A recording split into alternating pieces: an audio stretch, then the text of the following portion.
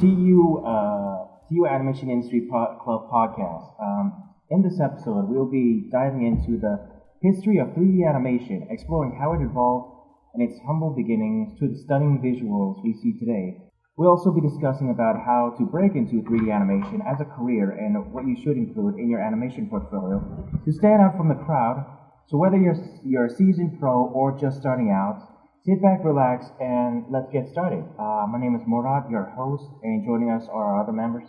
I'm Yafet Banks. My Twitter account is at True Yachty Banks, and I will also be the one providing the audio here because Murat didn't run a microphone because the library closes early on Fridays. So what I'm saying is sorry for the poor sound quality here. So we're recording with my laptop on Audacity, and it's the best we could do given the circumstances currently. I'm Logan Kelly. I'm LA social media. Woo! And I'm Adrian, and I go by Adrian Comics Hunter. Okay. To get started, so a brief history on the 3D animation was just before 3D animation was introduced, a lot of stop motion was used in films. Up until the 1990s, films such as The Terminator, so the reason why it did not take off was because the process was very time-consuming and costly. Also, it was a little bit jittery at the time. It wasn't as smooth as animation. But I bet you if if the stop-motion animation was as good as it is now, it probably would have been really nice if you watched the film, The Missing Link. Oh yeah, the Missing Link was. Have you seen the Missing Link? No. It was made by Leica, the same guys that make Coraline. And when I didn't see the movie, but I've seen clips of it, and you would have sworn that it was CGI. I'm not gonna play any audio from the video, but I think it's something meant to be clean. Mm-hmm.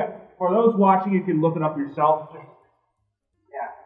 So this is mind blowing. It is so beautifully done. I mean, how smooth the stop motion animation is. It's got no jitter. There's one right here.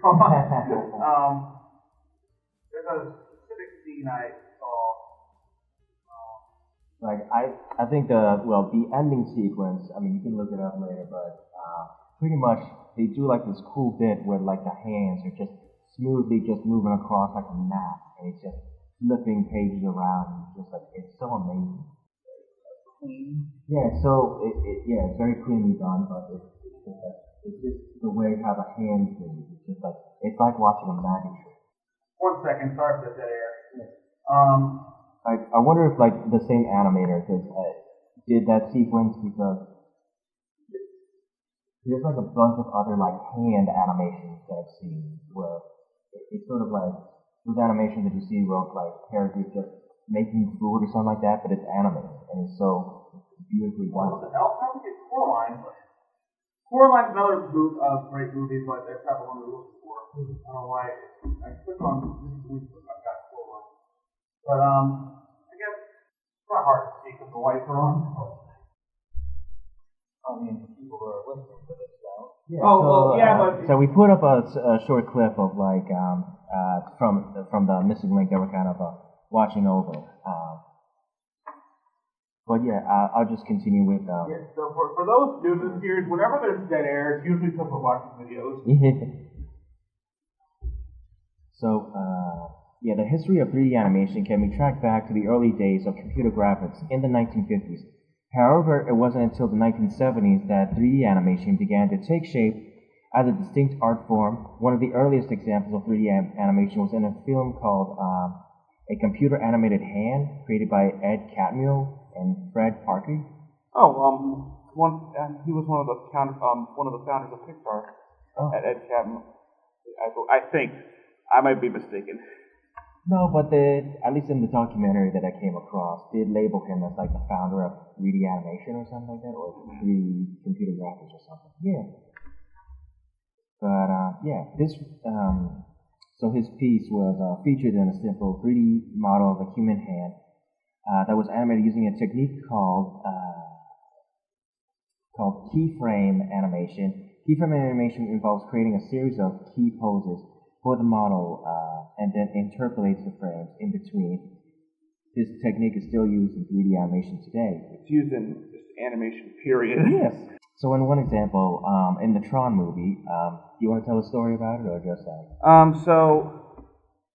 The way in Tron, the 1982 film with Jeff Bridges and Cindy Morgan, the late Cindy Morgan, it was famous for its blending of CGI and live action.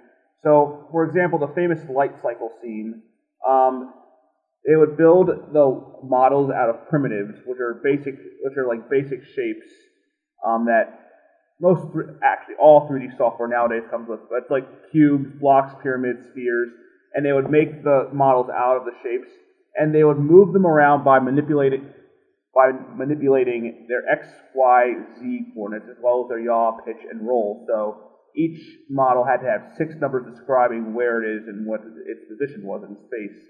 And the software at the time, they could only render 1 frame of film. So, and the only way they could see it move was if they rendered each frame onto film, and then had the film developed, which takes like, depending on what, like the Super 8 film I had developed, it took like a couple of months, so I can't imagine how long it took for people in 1982. But only then, after it was developed and projected, could they see their animations.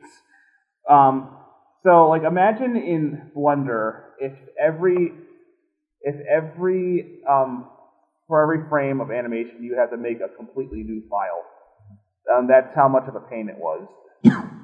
So, but they pulled it off, and if you've seen the movie, it is quite spectacular. Yeah, definitely. Those animators back then, they were made of something different. That at least the patience that they were willing to go through just to produce these films. If you can find like the documentary of how they did it on YouTube, and also the YouTube channel Corridor Crew also made a couple of videos covering how the CGI of Tron was made. Yeah. So in our next example, the making of a 3D animation, the 1989 film The Abyss, was a groundbreaking achievement in visual effects. The film, directed by James Cameron, featured extensive use of computer-generated imagery, CGI, to create realistic underwater environments and creatures. The visual effects team, led by Dennis Muren. Okay. Yeah, Dennis Muren. Used a variety of techniques to create the film's 3D animation. One technique was motion capture, which involved using actors wearing special suits that track their movements.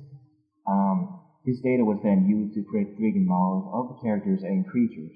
Another technique that was used was procedural animation, which involved using computer code to create realistic simulations of natural phenomena. If I remember correctly, the crowning achievement of the Abyss's 3D CGI was the water creature, and they would animate they would have like sort of, you can call it a skeleton, just a line that they could move around, and they would put like a cone over it, a 3D cone, and that would pretty much I think they called it a hot dog, but it basically looked like a balloon that moved around in space. And to simulate the water, they would take like sine waves and they would render them in a circle, and they would just move them all at different frequencies to simulate the ripple effect. And that's how they were able to make the water creature look more watery. But the only problem was at the time I think they could only render solid shapes. So to create the translucence effects, it required the creation of photo editing software, and the software that they created specifically for the movie, we would know later on as Photoshop. That's right. Photoshop was created specifically for The Abyss. So there's a bit of trivia for you. Nice.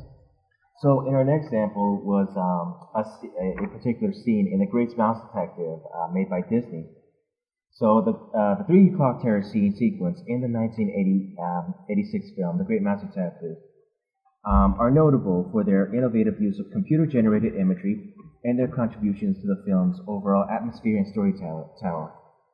The clock terror sequence were among the first initial CGI bearing used by Disney animated film.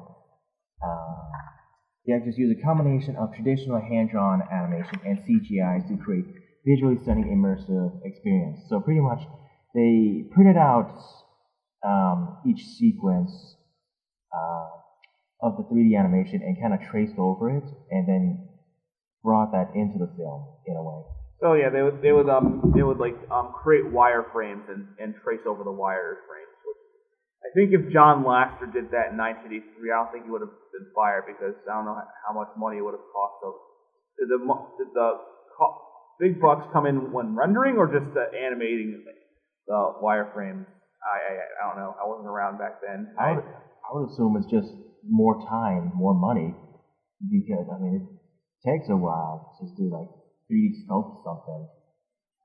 That's why it's like it seems to be such like a high in demand job because you need so many people to sculpt for like hours upon hours. But there are like I mean I've seen some people do it rather fast. Like I mean there's like YouTube tutorials of people making like a character in like 5 minutes or something. I mean little techniques have made the process a lot faster to just build models, like simple models. But yeah. Okay. So yeah, since you brought up the Pixar,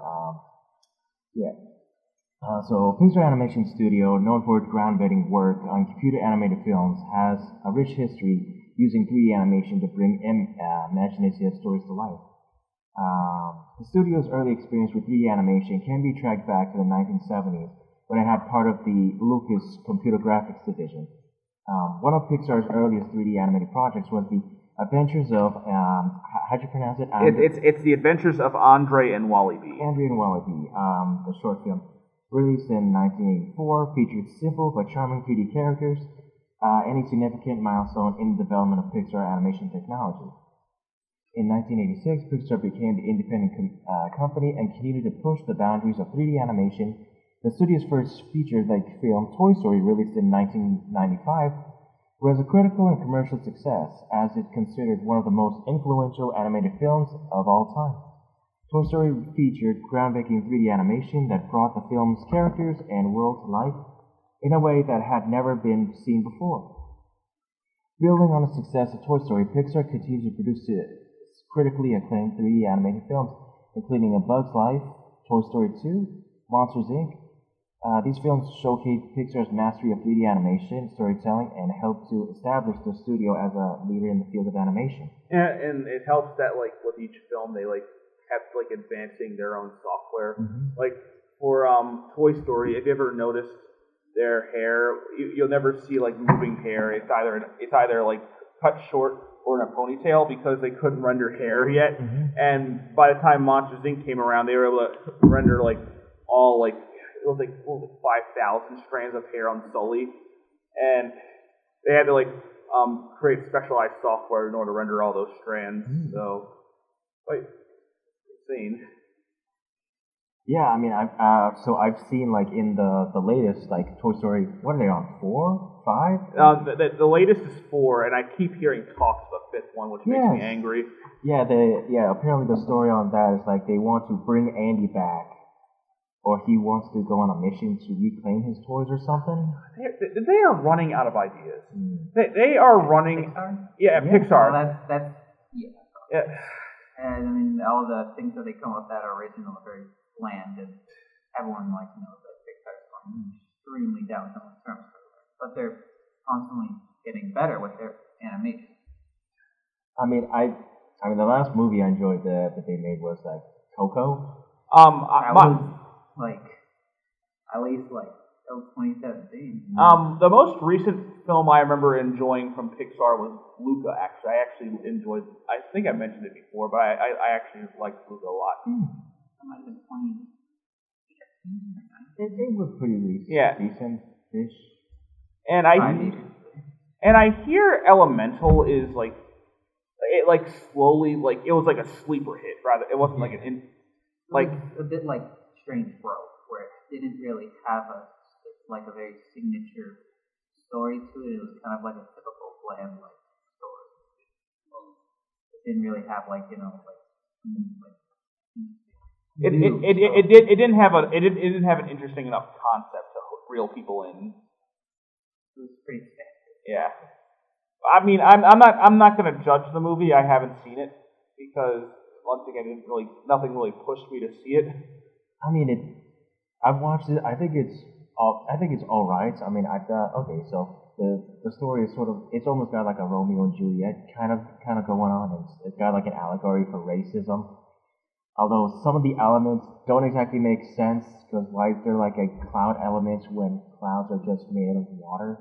So like when one of the characters evaporates, he doesn't become a cloud. He just becomes a part of the wall or something like that. It falls into the story. I mean, there's condensation, but I don't know. Once again, I haven't seen the movie. Yes, they call itself elemental, but they're not the elements that you're kind of they were used calling to. themselves that to appeal to that Romeo and Juliet. But then again, with like the air, would that be appealing to quote unquote look at because you can't see air? Maybe if I were tasked with having air be a character, maybe I could have them be like a race of invisible pranksters. I mean, that's just off the top of my head right there.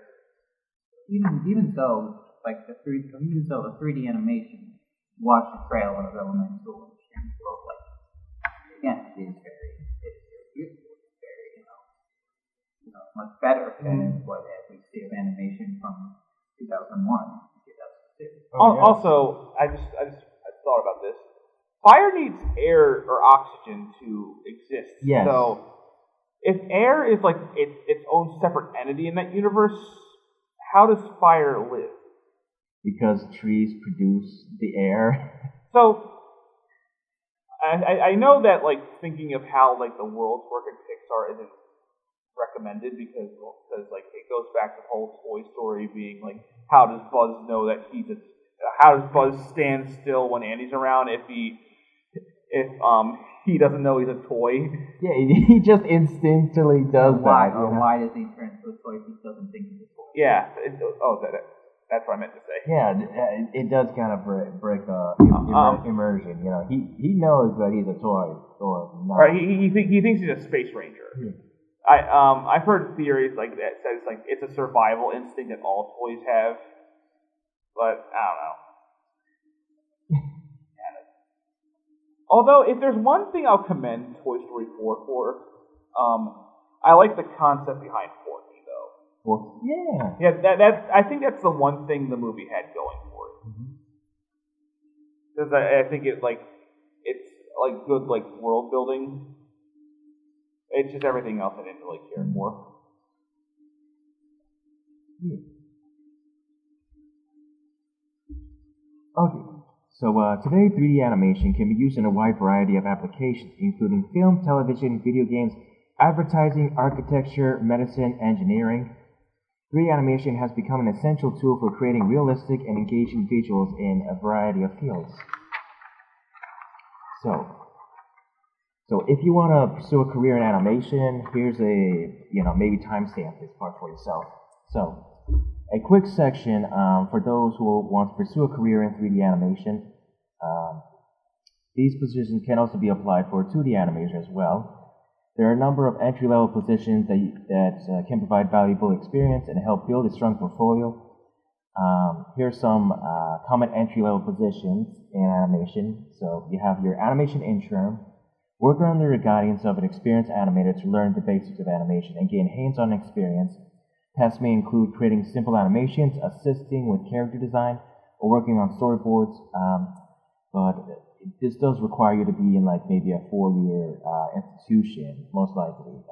Yeah, because I know Disney still uses traditional 2D animators to like act as a reference for like the 3D stuff.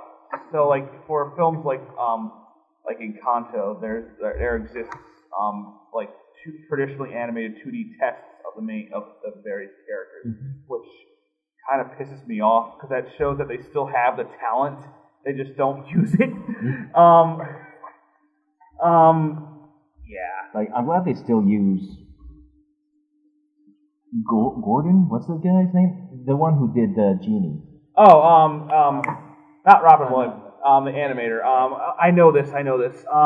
Eric Goldberg. Goldberg, yes, Eric Goldberg, who also wrote the book on animation. The Illusion of Life? No, that was Richard Williams. He wrote like his own version of like animating. That's also. It's a shorter book. Oh no, the version I'm thinking of was much longer, and now that I just remembered, is written by 2 of the 9 old men. But yeah, okay, so a junior animator responsible for animating characters, props, or backgrounds under the supervision of the senior animator may work on short films, TV shows, or video games. There's also a 2D animator option, specialized in creating 2D styles with 3D software animation for TV shows, movies, or video games. Use software such as Adobe Animate or Toon Boom Harmony to create animations. Examples, of this type of style is like All of the Other Reindeer, or the game Parappa the Rappa. So that's sort of like 2D style, even though it's made with 3D characters. And with Parappa the Rappa, I shouldn't say that's like flash animation, because they are moving like 2D characters in a 3D space in that game. But like it's like they have like a bunch of preset facial animations. Oh yeah. For like their eyes and their mouths. And I'm not trying to like dunk on the game. The game is awesome. I have all 3 Parappa games. So there's Parappa the Rappa 2, and Gemalame, which is like a spin-off. Yeah. Rock on, Rodney Greenblatt. Like, I'm glad you mentioned that, because like it's definitely like a style of like taking 3D characters. You don't give them a face, but you reanimate the face outside the program, and then you import it in there, and just can animate it on top of that body. Isn't that kind of what they did with Spider-Verse? Or like, so they like animate like the mouths and eyes and noses in 3D, but they like added like lines and stuff after the fact. Yes. To like give it that comic book style. Oh yeah, I mean, I would say Penny Parker probably is the best example who probably has like the anime type of look. So yeah, was Penny Parker 2D animated in? It was kind of hard to tell. Like, all the characters were 3D animated, but they were given like a 2D style. Like even Peter Porker. Yeah. Spider-Ham. Oh yes. I lost my train of thought. I was going to say something, but I forgot what it was. We were talking about Parappa the Rappa before. I lost it. Okay. That's fine. Okay. Gotta go. What? You gotta go? Alright. Unbelievable. Jeez, we keep losing members here. No, don't leave us. Sorry. No. I wasn't contributing to anything anyway. You can contribute a little bit here and there, Okay. Alright, I'll move on. So, obviously, see you later. And then there was 3. Yes. Alright. So, other positions, 3D animator, create 3D animations with, maybe I should skip that one. So, you got your character animator, focusing on animating characters for TV shows, movies, video games. Responsible for creating believable and expressive characters that bring the story to life. You have your visual effects animator, creates visual effects. I guess that one's sort of explanatory, just like, okay. So other options, you have your YouTube animator. So create your own animations for YouTube, or create your own web series. So there are various genres that you could start to make. Either like make your own story. You could do a story time animations.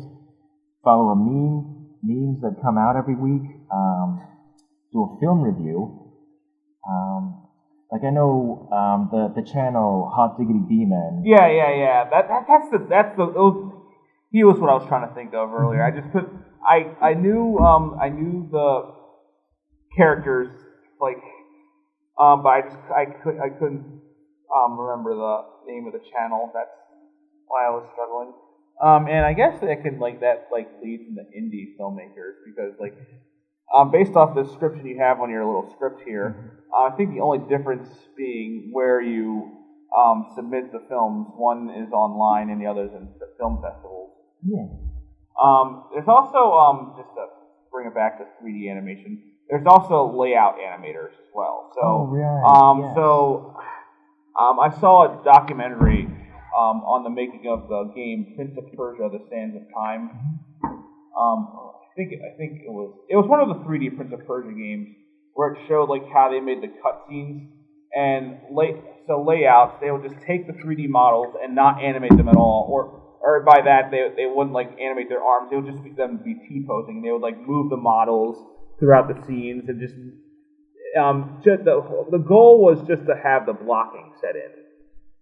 So that's also a role. It's actually really funny looking if you look at the test footage. It's just people just moving around like this, T-posing. So other jobs you got your web developer, animator. Not too many people ever talk about this because definitely anybody who needs to make a website could always use a little animation. It's going to add some pizzazz to their websites. A lot of the websites nowadays are just so corporate now. Everything's just so bland. When's the last time you saw a website that actually made you feel wow, this is awesome? You guys remember that website? I forget what it was called, but it was a series of Flash games that was laid out like a board game. I think one of the games was Diary of a Wimpy Kid, but for the longest time it was one of the games wouldn't work, and it said to be completed at a later date, even though it never got completed. No, I don't remember that. But I remember back when maybe 4Kids or Fox Kids had their own website, and I just remember that anytime you click on something, little characters move or something, it would be a cool pop animation. I remember back around the time the Ghostbusters 2008 game came out, they had a website where you can interact with the city of New York, and in a case, and you can hover the mouse around certain buildings and ghosts would pop out, and occasionally a little Slimer would come across the screen. If you clicked on it, the beam would shoot at it. It's cool. I don't think the website even exists anymore, which is sad because I love going on that website. I just remembered. I don't know if you guys have ordered from McDonald's recently using the app, but now when you go through the drive-thru, they now do a little game where you can earn some points, where you have to click on the hamburger and catch him before he gets your burger. Oh, speaking of McDonald's, what's the deal with the manga panels that they have on the bags now? Have you noticed that? The what? So for the last week or two, whenever I went to McDonald's, on the bag they'd have little mangas. Actual manga and anime, that sort of thing. Only it was about McDonald's workers and stuff like that, and all the text. There's Japanese texts all over the bag. It was. Is that a limited time thing? It has to. I haven't seen it yet, and I just ordered McDonald's 2 days ago. Really? Unless it's is it just in the really big bags or something, or do I just order? I'm not getting big enough bags. I just get small stuff the 2 for $4 type of deal. That they McDonald's. I just got the quarter pounder with a drink, and that's all I would get. I'm sure if you look it up on the internet, you'll be able to find it. Yeah, and it's oh my gosh, it's the special sauce or something like that. I don't know if that was like a subtle reference to the whole Szechuan. It's not the upside down McDonald's thing that's going on. Yeah. The McDonald's or what? Yeah, that's it. Except they're not only this is in color. Oh yeah, this is what I was talking about. Here. Oh. Yeah, on the side of the bag, it's like manga panels. Oh, that's great. I think you flipped it. Your flat flipped it. Okay. Yeah, I just moved it down. I see the full version. Okay, this is crazy. So yeah, McDonald's is adding little manga on like the size of their bag or something. Kind of interesting.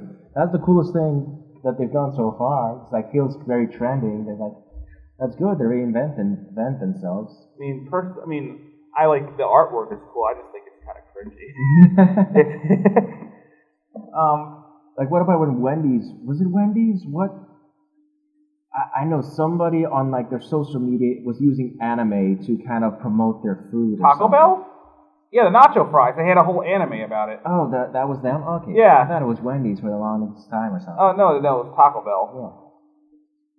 But Wendy's did have like I think they still have their sassy phase, and then everybody was just drawing fan out of her. Twitter? Yeah.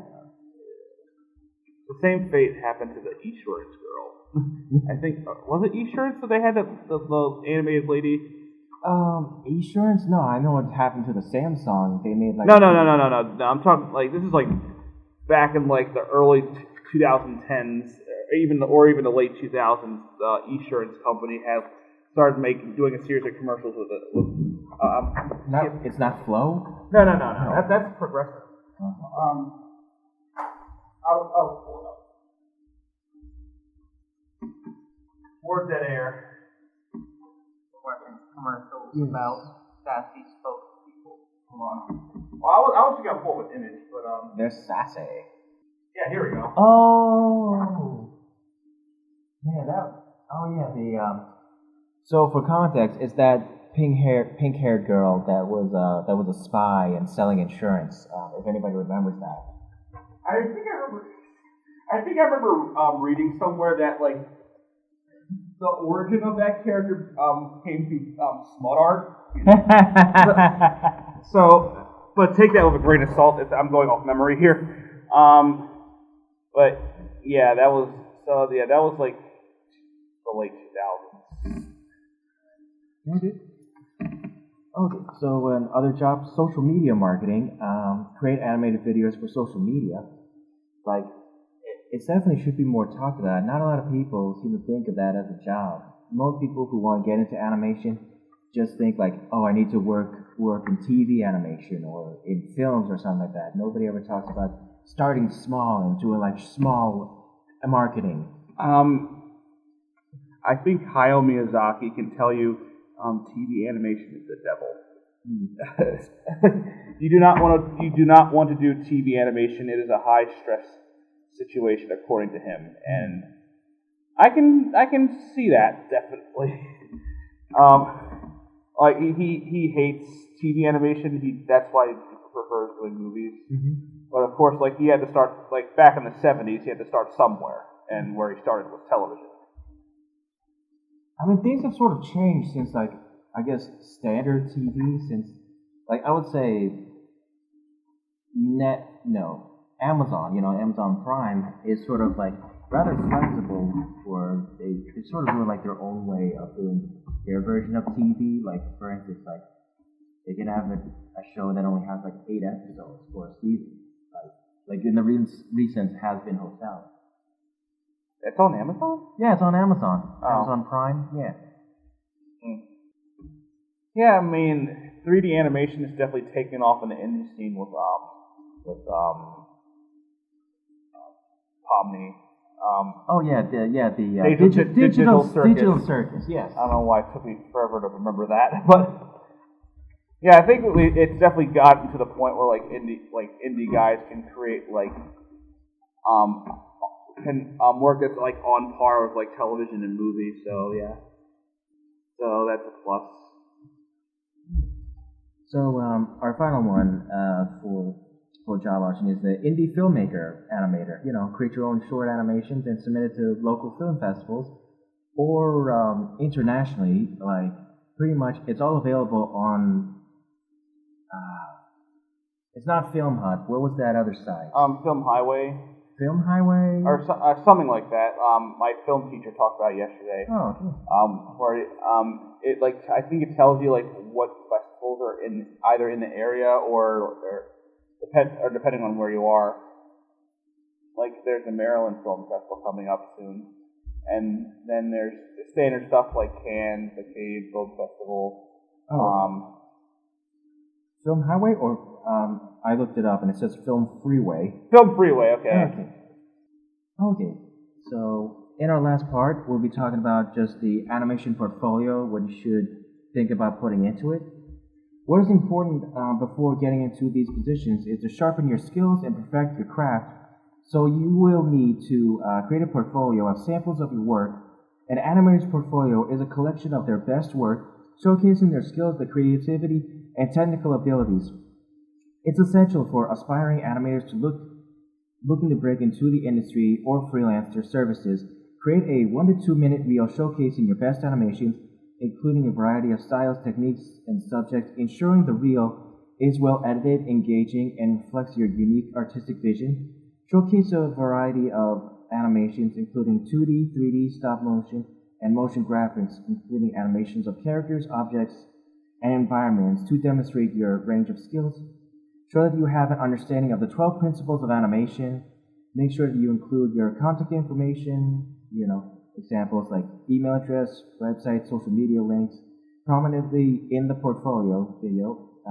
This allows potential employees and clients to easily reach out to you for opportunity, understanding the purpose of the portfolio is to show your skills and try to pitch yourself. Okay, so last up is group questions. So what was your first 3D animated film that you ever saw? Yeah, that's stretching it back. But I can tell you the first one I saw in theaters, Finding Nemo. I think that was the first movie I saw in theaters, period. But in terms of just the first 3D movie, I mean, like I was born when Toy Story 2 came out, so it was around since I was alive, so I can't really pin down the first one I've ever seen. Yeah, I don't think any of us can remember something like that. Unless you can. I kind of think that probably some anime that I was watching way back then was using some form of 3D animation, but I can't remember the name of it. I would say Toy Story might be one of the earliest. I'm sure. I remember Cubics. I think that was an early form of 3D animation. You guys ever seen it? No. You mentioned anime, but what's that spy anime called? Goglo?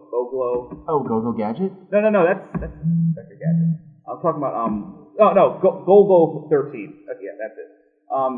I think one of the movies had a 3D helicopter sequence. Was it that by chance? I never watched it, so I wouldn't know. But that's sure. I consider it that. I was trying, like you said, you watched an anime with 3D in it. Oh yeah. So I'm guessing I'll take that as a no then. I'm sure there were tons of an intro that probably did something with 3D, maybe have a spinning star like it did in Kirby or something. I think the best I can do in terms of just list off the top of my head the earliest stuff I can think of. So Jimmy Neutron, Finding Nemo. We did have Toy Story 1 and 2 on VHS. So, and then that came with bit shorts like Knick Knack and Toy, and Monsters Inc. There was just one Nickelodeon Nick Jr. cartoon where all the characters were yellow. I forget, and they were made of. Was it Roly Poly Oly? I think so. Yeah. Yeah, the robots. Yeah, that was a good show. Yeah, I was in daycare when that show came out. I hardly remember an episode. Like I can only like envision like frames. That's how bad it. That's how far gone I am with that show. They had like an uncle who was pretty much Elvis. I remember there's a spider show too. Yeah, I know what you're talking about. It was I think it's based off a book. I just know like one of the characters has like a handsome Squidward face. Yeah. Oh, he's the villain. He's white. Yeah. And then this is like 2005, maybe it's earlier. But there's that Halloween special that would play on Cartoon Network every Halloween. Scary Godmother? Yeah. Oh, is it really that old? Oh my god. I don't know if it's really that old, but yeah. Hold on. It's been on for like ever. Let me look it up. I didn't know that was based off a book too. 2003. It came out in 2003. Oh. Okay. Yeah, I guess it's really been that long. Shoot. Man, I hate it when they stopped showing that. Like Cartoon Network pretty much stopped doing like the whole Halloween bit altogether. Dude, remember the bumpers that would play between cartoons where it showed the world and all the Cartoon Network characters would interact with each other? Oh yeah. I miss that. Mm-hmm. That needs to make a comeback like immediately. And then Nicktoons did something similar where they shot like live action footage of like people with like mascots of the characters like SpongeBob, Patrick. And they would like talk to each other and like get like vending machines and stuff. I thought that was cool, but I didn't think it was as cool as what Cartoon Network did. And they started using those Cartoon Network after that. They started using those weird bowling pin animations. Oh yeah. Yeah, that's so low effort, but at least they were trying for something. Hey, remember when Cartoon Network did live action shows? Remember Dude? I try not. It was like cultural appropriation. So like you're like taking advantage of talented animators by making an incredible show. I remember Dude, What Would Happen? Was that like their version of either Jackass or? No, it was like, what would happen if we did Limbo and Quicksand? Or what would happen if we did musical chairs, but we set the chairs on fire? Like, it sounds like something they would do in Jackass, but it's Jackass, it's like a bootleg version of Jackass because it wasn't as. The only live action show that I like somewhat enjoyed from Cartoon Network was Hole in the Wall. That was a game show. Wait, you remember that? It sounds familiar, but I don't think I ever watched it. So it was adaptation of a Japanese show where like you would. It's a pretty easy premise, basically just like a frame comes through. Like a wall would come. And it was going to knock you into. Oh yes, that's okay. And you would have to contort your body into the shape of the hole in order. That's what that was. Okay. Yeah, I've seen that. And then there's Out of Jimmy's Head, which I think is lost media now. I don't remember that. I know what that. Okay. So that was the boy who got the brain of a famous animator, and then now all of a sudden he sort of sees the characters to life. But he's the only one who sees them. You've definitely seen it. You probably just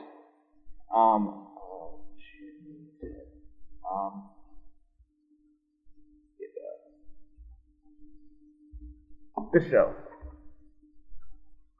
I've seen like a tiny bit of it.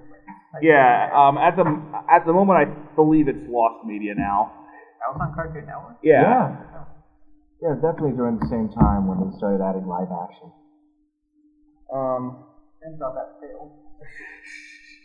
But then there would have been, no point of calling it Cartoon Network anymore. I mean, I can appreciate the effort of combining live action and cartoons. it might be a little bit cheaper than just having to having to do the background and everything else. I understand it when they do it on Nickelodeon or when they do it on Disney. That makes Yeah, Nickelodeon. They never really advertised themselves as a strictly cartoon channel. They're a kids channel, and kids channel can cover like a multitude of mediums. Where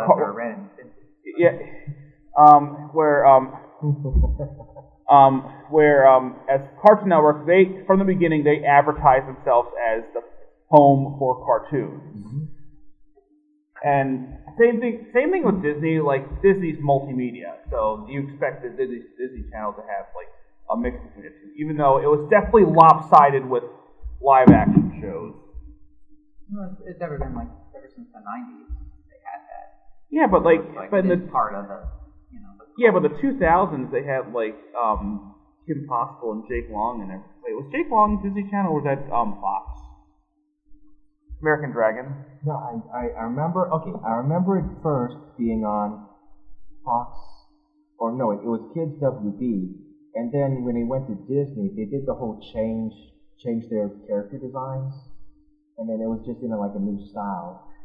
So, well, the thing they call it Disney XD. Mm-hmm. They don't call it Disney Channel. Yeah, whatever. So speaking of stuff moving channels, Doug, one of the original Nicktoons, started moved to Disney. Oh, really? Oh yeah, you didn't know that? Like recently? No. This like during like its original run. Oh, yeah. A couple shows did that. It just like kind of jumped from one network to another, and just I don't know if they even continued to make episodes or did they.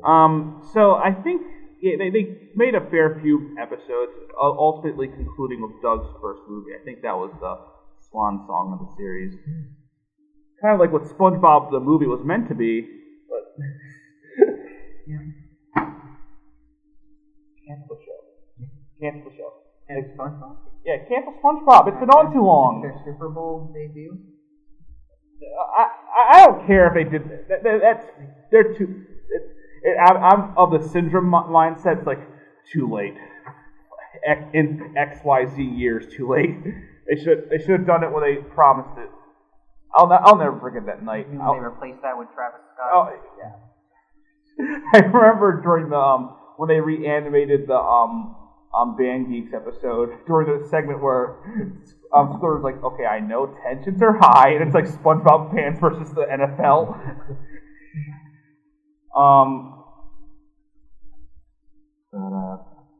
Nickelodeon's like it feels like forever since Nickelodeon's actually put out the movie, except for the recent TMNT. When I saw that it was their logo, I was like, what? They still making movies? I mean, I think that's the only thing you really can do right now, right? I mean, they can obviously make stuff for like Paramount, but like, I hear like Paramount's like on the verge of being bought now by somebody else. I'm not sure who. There's been discussions, but then they kind of pulled out. But yeah, there's definitely going to be like a monopoly going on, just like all the companies are just going to be under one roof, like cable used to be. I mean, It was kind of like that. I mean, it can't be a true monopoly. That's illegal. So you get like the Vanderbilt situation. Yeah, I guess the government does say like you can't monopolize everything, but I don't know if it's like different for streaming. Now, question. I'm asking the wrong people here, but what if like you create something like something everybody needs, and you're the only one, but like nobody like. You have like no competitors, like nobody decides to like compete with you. Yeah. Like they wouldn't break you up then, right? No, not in the beginning, because it's kind of like like you're the only doctor in town. You can price whatever you want, and so I think the rule is you can't like stop other people from like starting their own business. Yes, kind of. That's kind of interesting how like kind of trademark works, or like you see all these smartphones, but a lot of smartphones kind of act similar, but they change different. Like for instance, like I noticed, like if you have an Apple phone compared to a Samsung phone, that they make like the back button, they switch it instead of on the left side, it's instead on the right side or something like that, depending on the phone that you had. Like in my earlier phone, like okay, so so say you get your I don't know you get your three buttons down here or Yeah. so which side is the one that if you need to do a backspace to go out? Mine's on the. Yours is on the right. So okay, mine's on the left. I have Android, so I have Android. my back button's on the right. Okay, mine's on the left. You have an iPhone? No, this is Motorola. Oh. Oh, that. Yeah, it's just like I don't know if like if they had to do that or just like these little changes to make the phone kind of original-ish, or they have. I don't think it goes that deep. I think Android, in terms of like their software, is like distinct enough that like they could like pass off of their own and not do that many changes.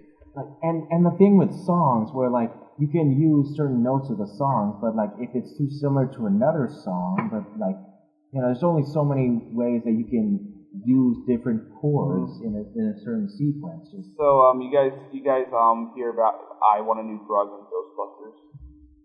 No, that's so when Ghostbusters came out and they had the song Huey Lewis. Oh, you mean the song Copyright Lawsuit?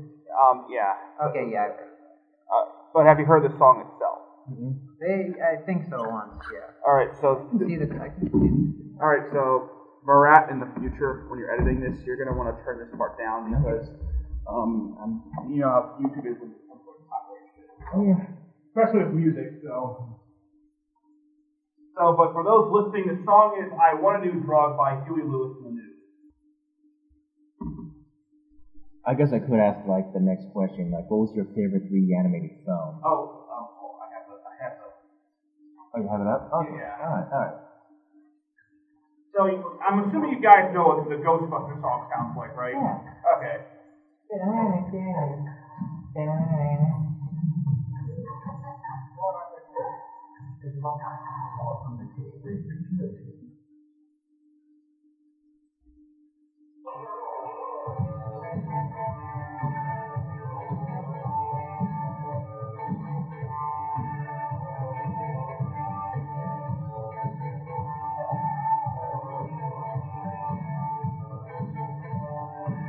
Like the chords kind of sound similar. Also, this is not a microphone. This is a light. What? This is a light. That's what? No, this. Oh my God! Oh my God, I'm an idiot. Oh, Murat. Look at that! Oh my God! How did I see that? It looks like a freaking microphone. Wait, so can you turn it on? How do you turn it on? Oh. Wow. All right. So once again, we had a little bit of a screw up because we couldn't rent the microphone that we usually use, and so we thought what was on the desk was like a miniature microphone. Turns out it was a lamp.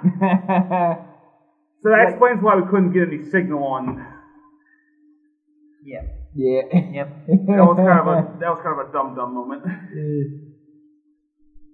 So what was the question you were asking for? Yeah, it was what was your favorite 3D animated film? Early 3D animation? Um, 3D animation? I guess we could just make it any 3D animated film. It doesn't have to be early. Because the first question was like, what was your first 3D animated film? That's a tough one. Me, I would say at the moment, again, it changes every now and then. But it always be Coco. This is so tough. Or Wally. The one that like reaches me the most is, and the one I have like the most nostalgia for, is Finding Nemo. And that's like, but like I said, I think my favorite Pixar movie would either have to be Ratatouille or Luca, with a heavy lean on Luca. But in terms of 3D movies, period, however,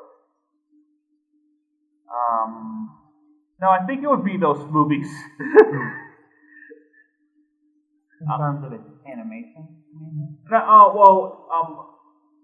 Luca or Ratatouille? Well, for both cases, I like it. I like their animation and its storytelling. I think Ratatouille speaks to me as an artist, even though it's about cooking. But there's a lot of like principles of art that I think goes in how Remy describes it, and definitely the drive is similar to artists. And then I just like the atmosphere of Luca, it's very Studio Ghibli-esque, where like if you don't notice like movies like Totoro or Kiki's Delivery Service, where the movie is mainly just about like they're just character studies. Like it's about like it doesn't really have a plot. It's just a couple of characters living out their lives until something climactic happens in the last quarter of the movie. Sorry. I'm pretty much done. Oh, sorry. Yeah, I want to add to the Ratatouille because I think it's also my favorite film. Because I feel like there's not a lot of animation that just have a character just kind of react to what they're doing, just enjoy them doing something. Like the whole sequence when Remy's cooking, he's just like he's smelling stuff, he's tasting it. It's just like I just appreciate stuff like that because it just feels more human, even though it's a rat cooking. Did you see the meme where they pointed out how like when Remy went past Linguini's improvised dish, he like puked, like had the whole bag of puke, and then like someone pointed out, wow, that means that Linguini's cooking was so bad that it caused a rat to puke, which is something that rats are physically incapable of doing. Well, it is Remy. Yeah, that's why like he won't eat like the typical food that rats eat. Yeah, that's why like rats, like if you ever notice, like they have like sniff out the stuff before they eat it because they can't puke it up. They get those like poisonous or something. So yeah, bonus fact: rats can't puke. I'd never do that. Which 3D animated character do you think is the most iconic? Woody. Like I just off the top of my head, Woody.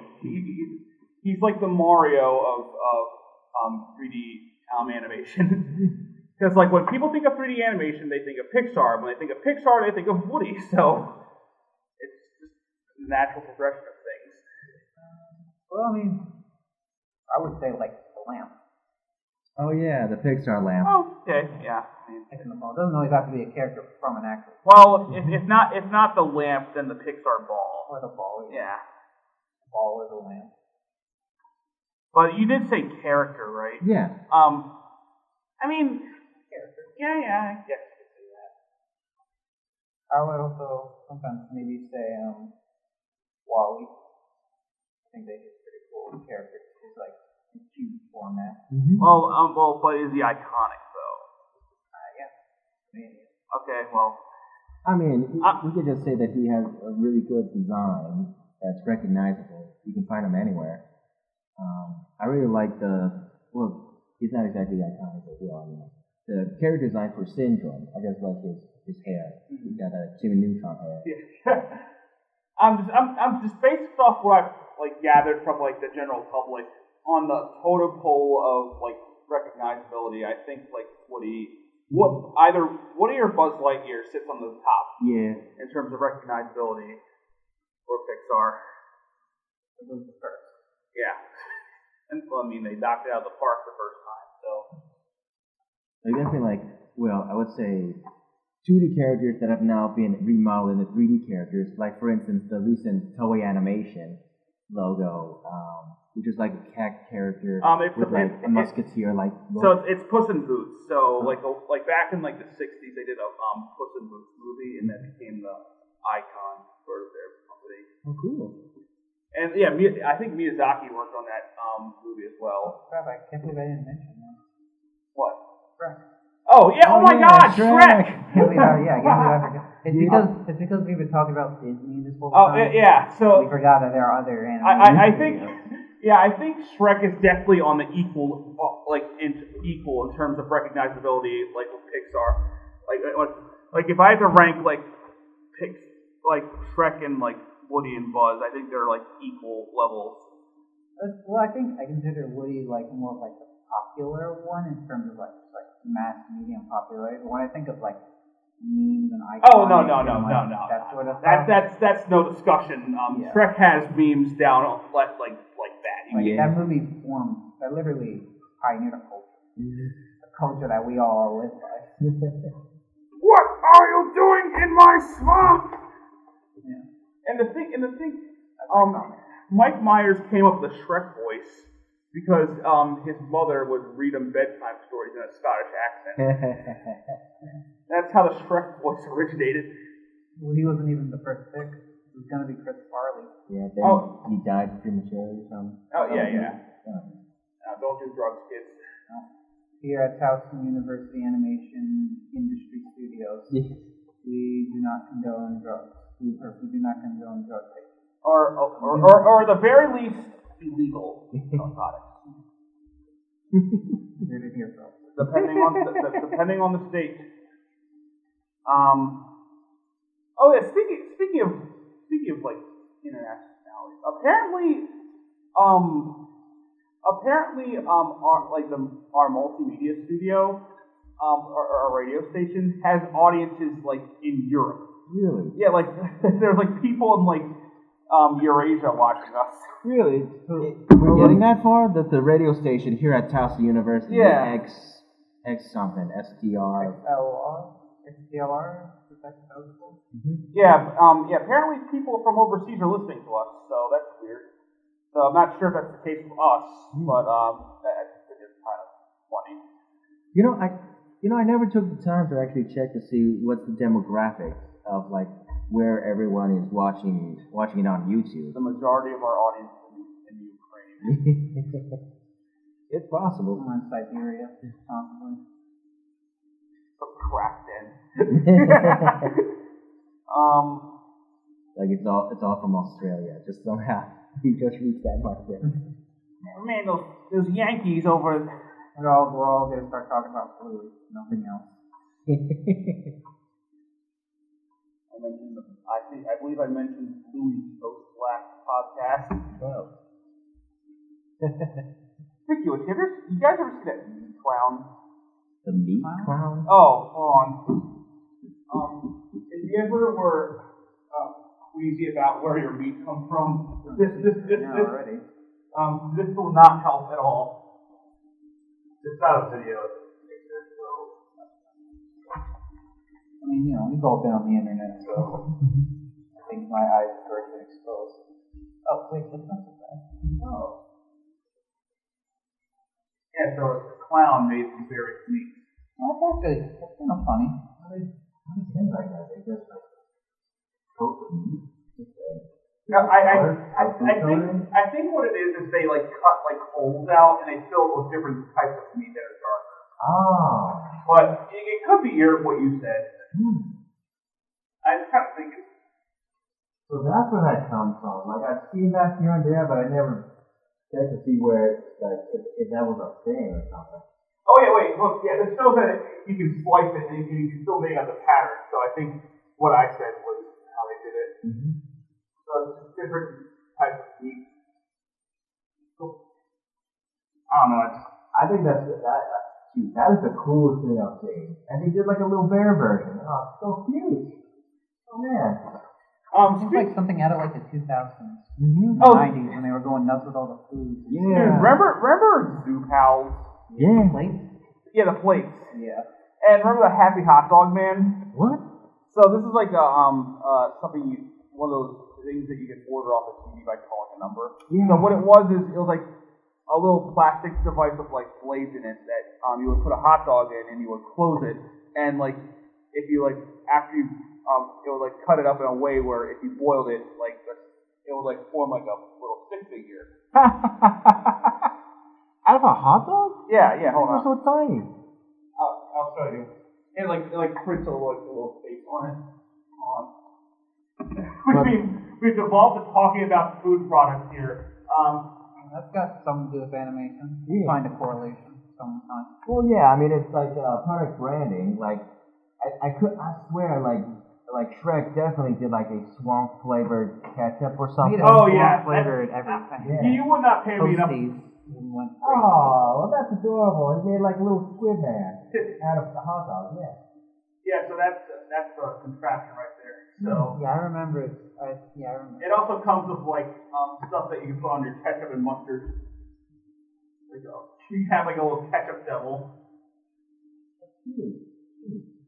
That mascot is not cute, but This is that. Those are like everywhere. Oh wait, speaking of funny mascots, hold on. So for context about the hot dog, there's like various hot dog stands that apparently have this guy who puts a ketchup on his forehead. It's like, I feel like they're everywhere. Hold on. Where is it?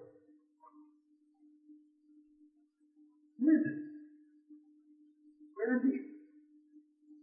I swear, I saw like, there's like a picture where like some guy just standing on a roadside wearing a red Sonic outfit. that wasn't Elmo.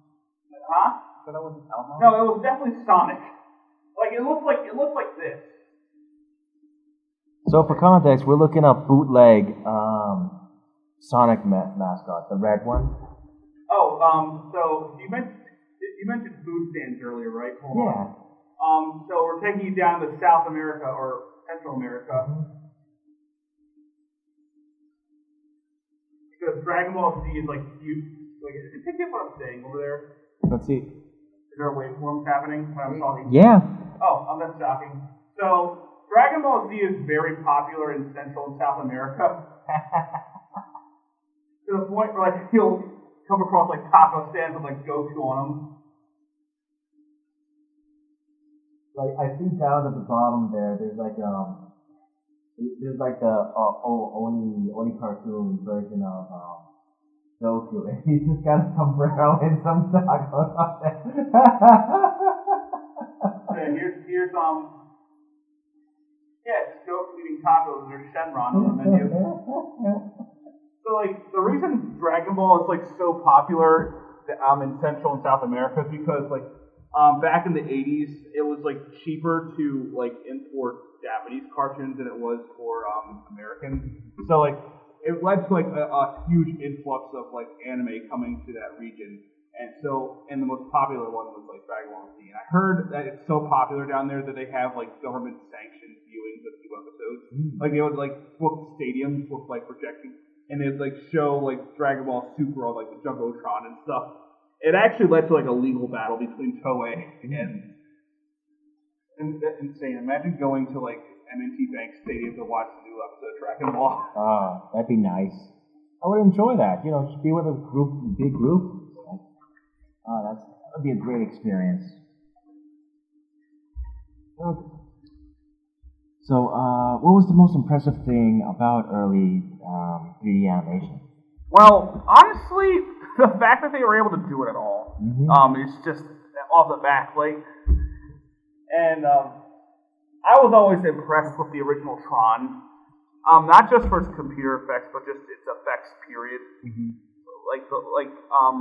The way they would combine not just 2D animation, but also not 3D animation, but 2D animation as well, and how they did the backlighting. But we're talking about 3D here, so yeah, I'm surprised they were able to make it look as good as they did back then. The computers they had,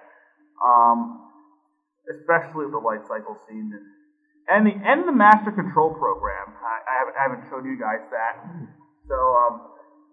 If you played Kingdom Hearts 2, he's the guy you fight at the end of the Tron world. Oh. That like spinning red guy. Yeah. So yeah, it's and if you want more information on 3D animation in computers at the time, Disney put out a documentary back around the time the first Tron movie came out called "Computers Are People Too." Oh. So that like talks just about computers in general and their place in the art world. And yeah, so check it out. It's definitely an interesting watch. 2019, which showed on the topic of AI. Are any of you two familiar with the Harry Gold Show? I feel like I heard that somewhere. Harry Gold Show. He's a British YouTuber, and he like does his videos in black and white, and he's like his popular videos is when he like draws like Nickelodeon characters in different styles and whatnot. Oh. Yeah. This wasn't on like Nickelodeon or something like that? No, this is a YouTube channel. Oh, okay.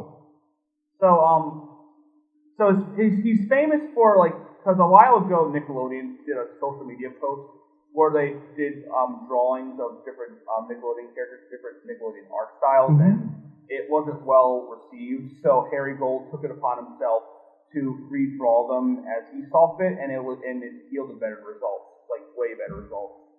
And recently he did a video where he challenged AI. So how it would work is he would take a prompt and he would have the AI draw it, but he would also like interpret it himself.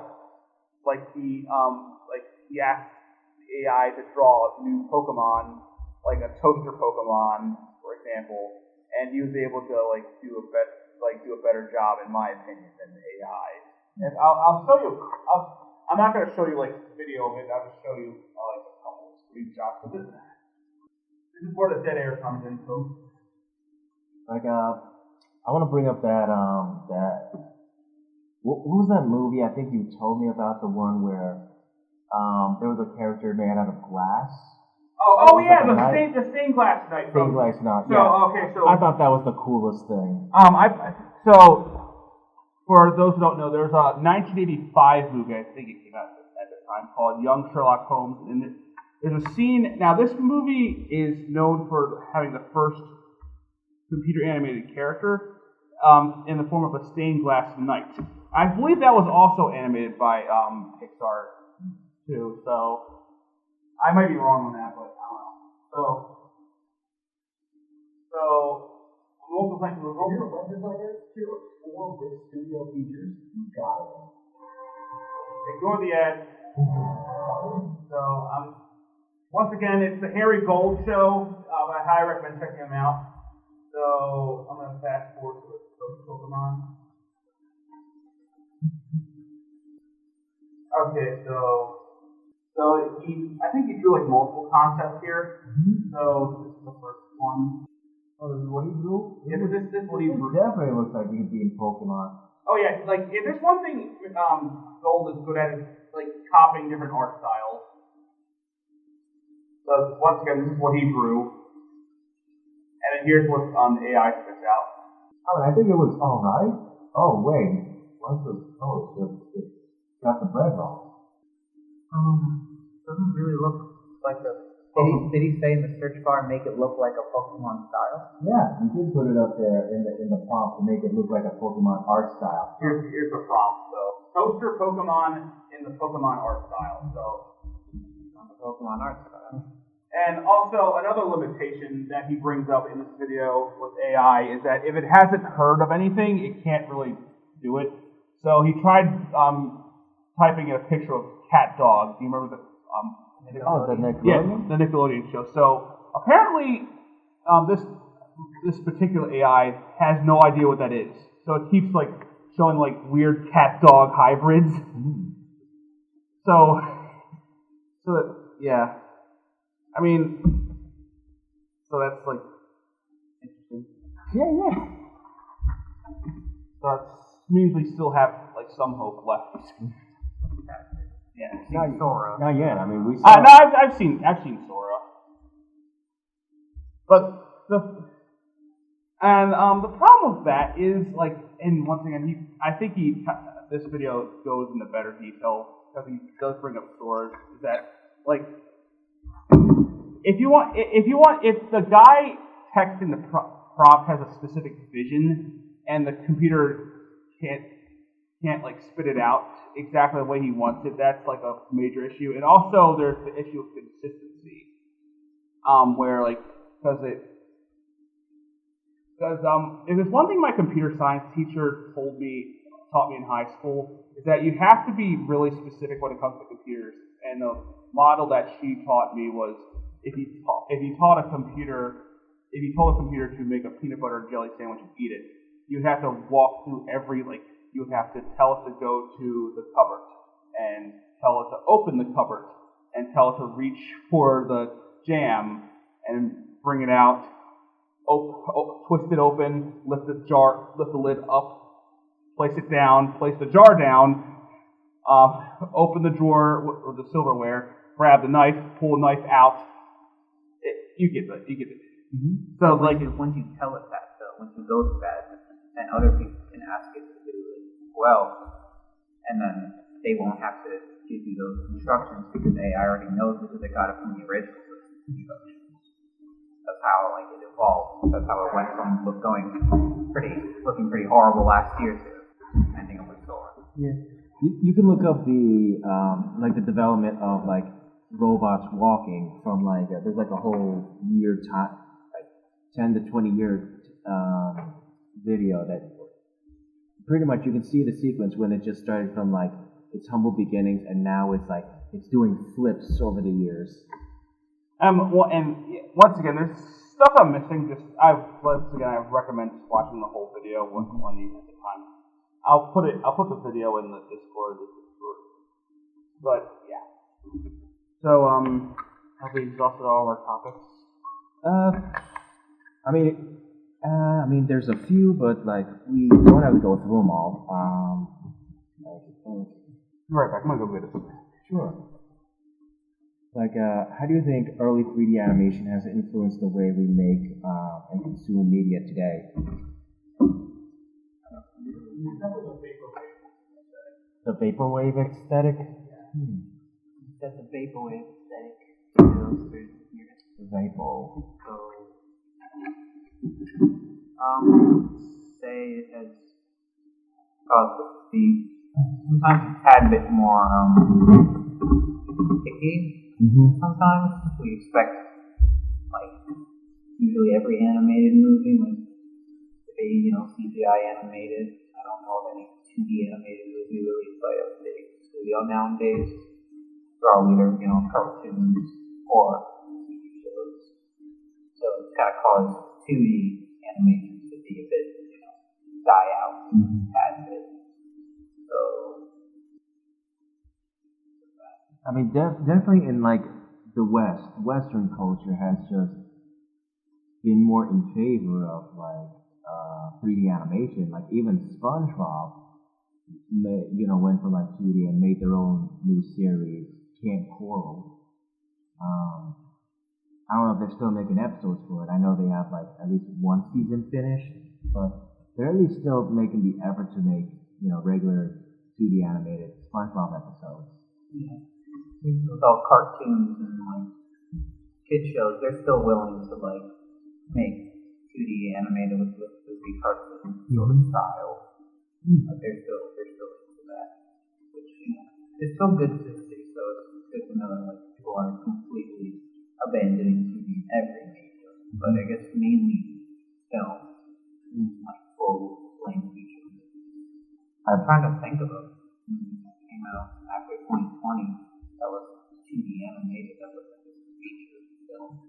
I can't remember, but I know besides anime, there was the My Little Pony movie. Okay. Yeah, I mean, hey, I watched it. I thought it was pretty good. I mean, I'm not super into My Little Pony, but at least this would have had a higher budget. So. It was a movie based off of TV. Yeah. Yeah, the 2D one, that was the one that started the whole revolution of dudes getting into My Little Pony. That's the show that started the whole trend thing.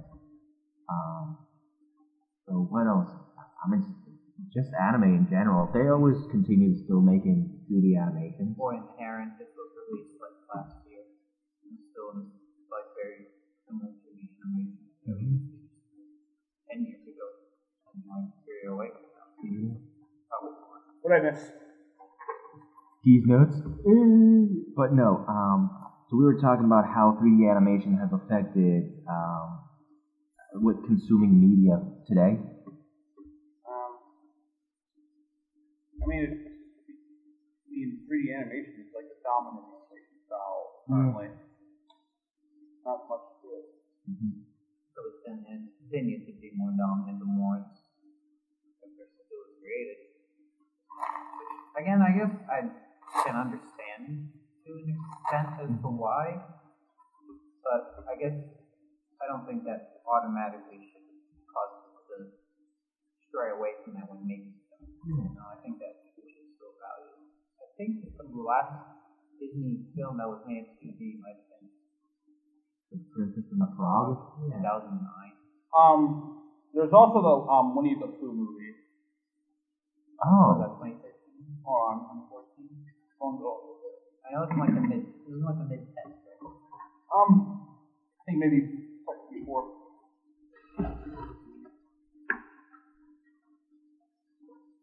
I remember seeing that.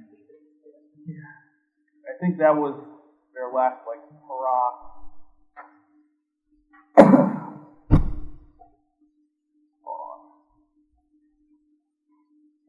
Oh, 2011. I think Princess and the Frog was 2009. I think like 2009 in general was like considered like like one of the best years in like. Hold on. Sorry, I got something in my throat. Doritos. Don't die. All right. So yeah, in general, like 2009 is considered like one of the best years of animation period. Because we had Princess and the Frog. I think Wall-E also came out around that time. That was a year. Okay. That was Up. Okay, Up. I think 4 line already. What else? There's more. Hold on.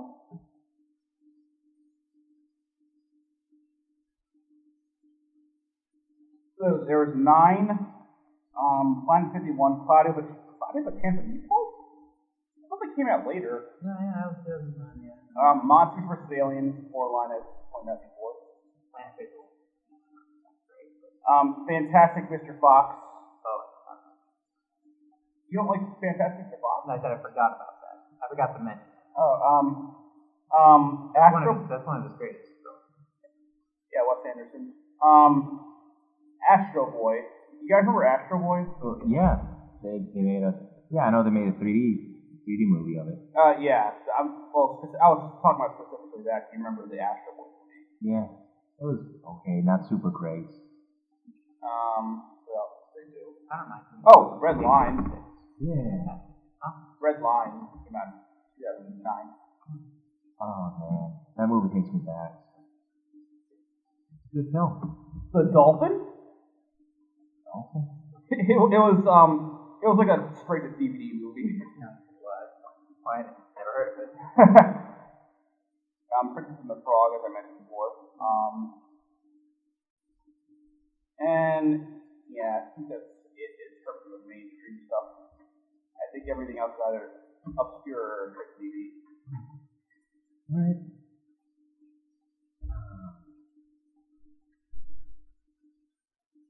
Okay, do you think any early 3D animation still holds up today? Yeah. Yeah, when they put it out on 4K. Well, it depends on like. I mean, I seriously. of course. I mean, I seriously doubt that one face animation from like the 70s today. Yeah. Unless it was like a horror. Or like Courage, like you said, Courage the Cowardly Dog. Yeah. It was like in a horror aspect and you get scared. But if you're trying to convince people that like, oh, this is normal to look at and you shouldn't be uneasy by looking at this, then obviously it's not gonna hold up.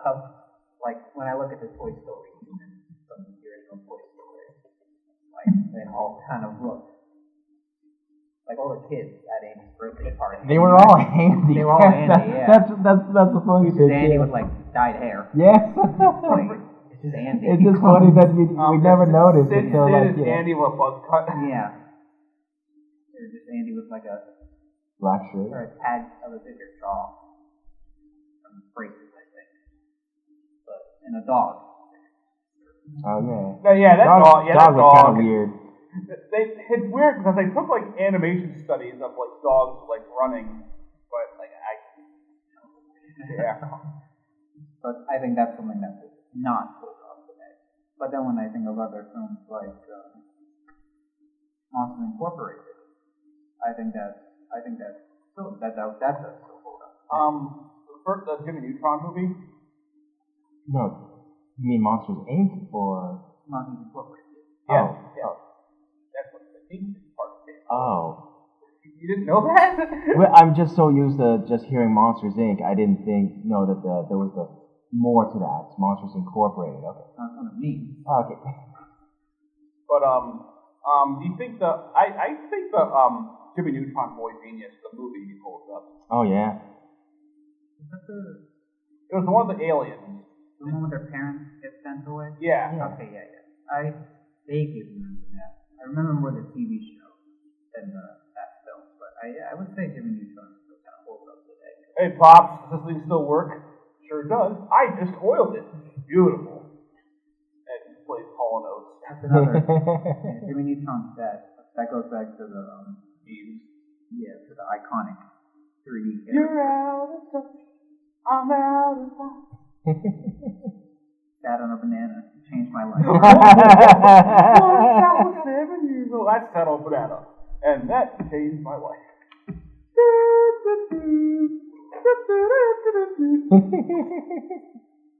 So yeah, I think that some of the stuff like Monsters Inc. or Toy Story 2 or Ratatouille definitely still holds up today, and a tad bit of The Incredibles. I can kind of see The Incredibles. Just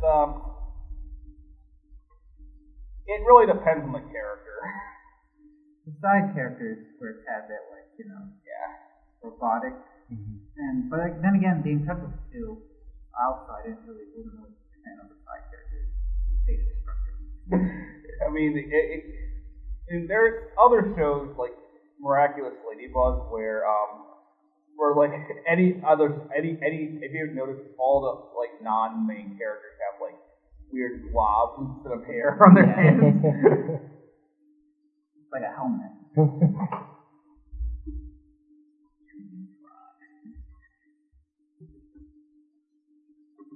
Like, if you guys ever watch like the Donkey Kong show? Oh my God! I know what you're talking about, but what first came to mind when you said that was the Game Boy commercial. Okay, so on a completely unrelated note, you guys think of the whole Toy Story Glasgow fiasco? Glasgow? This is like the fifth time. Wait, I've Glasgow in England? Scotland. Wait, are you talking about Willy Wonka? Yeah. Why'd you say Toy Story? Oh, did I say Toy Story? Yeah, you said Toy Story. Oh shit! I meant to say Willy Wonka. Yeah, you meant, you know the Willy Wonka? I've kind of seen pictures of it on Facebook where it's like a cheap version of Willy Wonka or something. So what's the story on that? So this one-man company set up an attraction. It was like, come for $40 admission. Come see Willy Wonka's Chocolate Factory and the Oompa Loompas. And like he promised like something on par with like a Gene Wilder movie. But but when they got there, I think Moist Critical put it best. It was like the SpongeBob episode with Krabby Land. Like it was just an empty warehouse with like a bunch of mini golf decorations scattered about. And have you seen the Oompa Loompa girl? The girl with the blue hair? No, I mean just if you look up just look up Wonka Experience Oompa Loompa. Actually, just Wonka Experience, she'll pop up. It's like the most famous picture because the most famous picture is The Unknown. Oh yeah, the Unknown. The Unknown. So the Unknown was like a character. So his character was an evil chocolate maker that lived within the walls of the factory. Also, did I mention the entire thing was AI generated? Yeah, well, you didn't mention that, but yeah, I knew. So the guy that came up with the concept of he had the whole all the advertisements were AI generated, and the script for all the characters and what they would do was AI generated as well, as mentioned by the guy that plays Willy Wonka. And they were served for like treats for these one jelly bean. Yeah, and cup of lemonade. one jelly bean and a shot of lemonade. And the kids started crying that the parents called the police because they were so pissed off. Yeah, I'd be pissed off too. They would call the police like out in the spot because they wanted a refund. It was so bad. Friggin' Oompa Loompa running meth labs. Yeah, it was like pathetic. It's like walking, because it was just walking into a giant empty warehouse with some tiny little, furniture scattered about. It was pretty. Wait, so this, in case I sound like an idiot earlier, is Glasgow in Scotland or England? No, I can't remember. I remember seeing Scotland, so.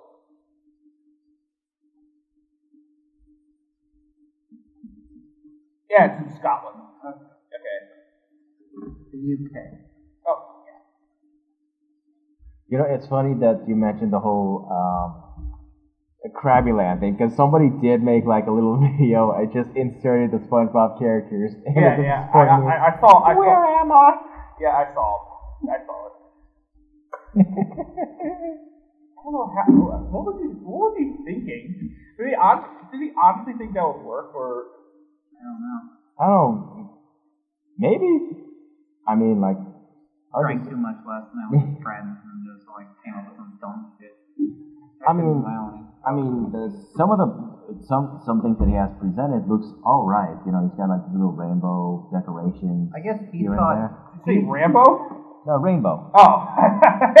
Like for the entrance, I mean, he's got a few decorations here and there. There's some effort that was put into it, but I don't know I don't know what his budget was, but maybe people felt like there should be more because, like, you see the film and you feel like every bit everywhere should be If you're charging me $40 per person, you better do something worthwhile. Yeah. I think he thought that he knew that it wasn't gonna like be taken well, but he thought that he could get away with it and not be having to enforce everything. Freaking jelly beans? I don't know, like, I once went to the Gaylord Hotel during, like, when they were doing the Frozen ice show, kind of. Like, pretty much, they had, like, giant sculptures of Peanuts characters in the ice area. It's like $40 to go in. It's not a big area, but it's all, like, at the Gaylord Hotel, during, like, the winter time, they would do, near Washington, on, like, Washington, near, like, the border of, like, before you hit Virginia. Yeah. So, so they would have these giant ice carvings, and there's, like, this ice slide that's there, but I've seen, like, other videos where the ice slide is, like, huge, but they kind of cut down. It's, like, not even, like, as tall as a children's slide, kind of disappointing, and all that for, like, $40, and it's, like, you can walk through it within, like, 15 minutes, although it's, like, there's a lot to look at, but not exactly a lot. But I don't think it's worth $40. But I can understand that it's this. Yeah, that's it. I mean, there were the sculptures as well. Of the other sculptures. Yeah, but it wasn't that big. Oh, it's like a little bit smaller than that. Like, it doesn't look that big to me at all. Yeah, it's not a long slide. You can go down and you can finish in like 3 seconds or something. It's very quick, but just these ice sculptures they had of the Peanuts characters were huge, like 3 times your size. But it's not a big area. But the statues look good? Yeah. I mean, like they look good, but maybe not $40 because it's not a big area. You're in like these big tents that cold air is always coming in, so. All right, well, my time is starting to run out, yeah. And I'm the host, so we're going to have to wrap this show up. Yeah, we can wrap it up. So, software recommendations for people who want to get into animation. There's free software like Blender. Blender's always free, highly recommended. It's slowly becoming the standard now, so definitely check that out. So, thanks to our listeners. Be sure to like, comment, and subscribe. And we promise better audio quality next time. Yes. All right, and that's